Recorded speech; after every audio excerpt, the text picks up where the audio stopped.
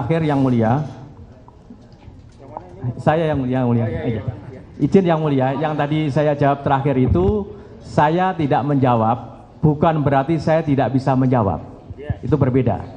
Demikian yang mulia. Kami paham.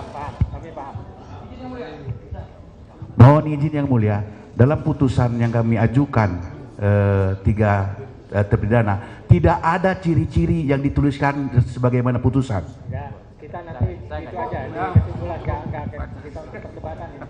Ya, silakan, lanjutkan kalau ada lagi. Ya, terima kasih yang mulia. Saudara ahli, saya hanya menyimak tadi keterangan ahli bahwa atas adanya laporan seseorang, maka untuk menetapkan tersangka itu harus dilakukan pemanggilan. Apabila itu tidak dilakukan, bagaimana menurut pendapat ahli? Mohon izin yang mulia, apa saya tadi berpendapat demikian? Betul, ini saya catat. Saya catat bahwa apabila ada laporan itu harus ada pemanggilan. Tapi jika pemanggilan itu tidak dilakukan, ini perkaranya ada laporan loh, ahli.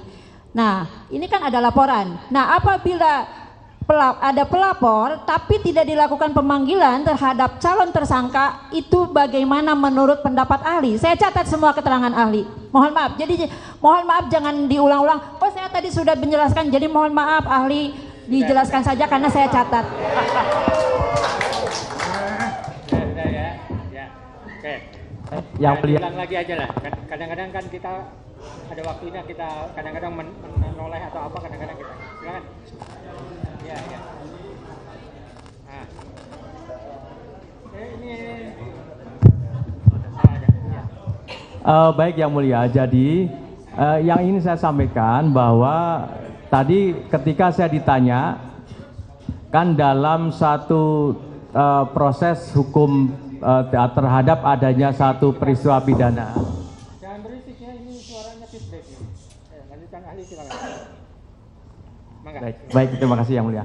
Jadi yang ingin saya sampaikan yang mulia, ketika ada satu proses peristiwa pidana atau tindak pidana, tadi saya mulai dari bahwa tindak pidananya itu bisa saja didahului dengan adanya satu laporan atau tidak didahului dengan laporan.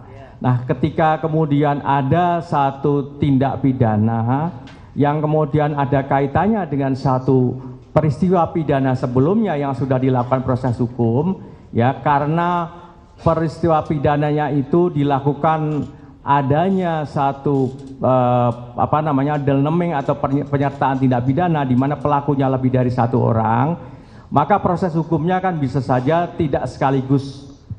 Nah, dalam hal yang tadi disampaikan oleh baik itu oleh yang mulia, oleh termohon maupun oleh pemohon tadi, ada putusan pengadilan yang menyangkut adresat DPO tadi. Maka yang saya sampaikan, kalau ada hal yang seperti ini, penyidik kemudian adresat yang ada dalam putusan pengadilan itu dijadikan sebagai petunjuk untuk menindaklanjutinya dalam proses itu.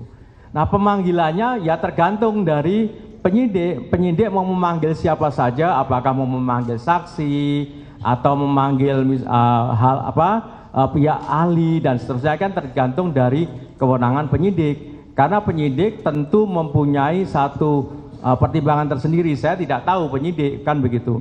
Yang paling penting tugas utama penyidik itu adalah menemukan alat buktinya itu tadi. Demikian yang mulia jawaban saya. Yang ingin saya tanyakan, sah tidak penetapan tersangkanya seperti itu ahli? Kalau tidak ada pemanggilan atas dasar adanya laporan. Baik, mohon izin yang mulia, tadi sudah saya sampaikan bahwa penetapan tersangka berdasarkan apa yang ada di dalam KUHP dan juga putusan MK itu, selama mendasarkan pada minimal 2 alat bukti, maka penetapan tersangkanya adalah sah secara hukum. Demikian yang mulia. Ya, itu pendapat ahli ya. Iya. Oke, satu lagi. Ini kan tadi ahli mengatakan bahwa DPO sebagai petunjuk. DPO dinyatakan tanggal 15 September 2016. Dasarnya untuk ditetapkan DPO itu harus ada penetapan tersangka. Tapi penetapan tersangka ditetapkan pada tanggal 21 Mei 2024. Apakah ini sah atau tidak? Menurut pendapat ahli bagaimana? Mohon izin yang mulia, selama penetapan seorang tersangka tadi mendasarkan minimal 2 alat bukti, maka sah secara hukum. Ya, menurut ahli seperti itu. Ada lagi? Izin melanjutkan, yang mulia. Ahli, tadi ahli menyampaikan sesuai dengan pertanyaan